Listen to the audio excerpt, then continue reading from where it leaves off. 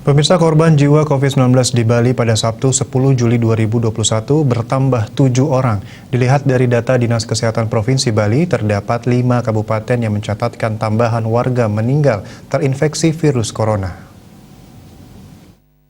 2 kabupaten melaporkan tambahan sebanyak 2 korban jiwa yaitu Tabanan dan Buleleng, sedangkan 3 kabupaten lainnya Klungkung, Gianyar, dan Jembrana mencatatkan tambahan masing-masing 1 pasien COVID-19 meninggal. Jika melihat data sudah 4 hari berturut-turut, 3 kabupaten yakni Jembrana, Tabanan, dan Buleleng melaporkan korban jiwa dimulai hari Rabu 7 Juli hingga Sabtu 10 Juli. Dalam 4 hari, Tabanan dan Buleleng masing-masing mencatatkan 7 orang meninggal serta Jembrana 5 orang. Kumulatif korban jiwa mencapai 1.625 orang, rinciannya 1.619 WNI dan 6 WNA. Posisi 5 teratas dengan jumlah warga meninggal karena COVID-19 terbanyak adalah Denpasar 366 orang, Badung 270 orang, Tabanan 212 orang, Buleleng 197 orang, dan Gianyar 145 orang.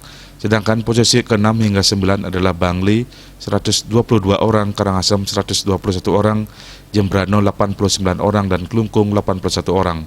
Terdapat juga 16 warga kabupaten lain yang meninggal karena COVID-19 di Bali. Winata Bali Pos melaporkan.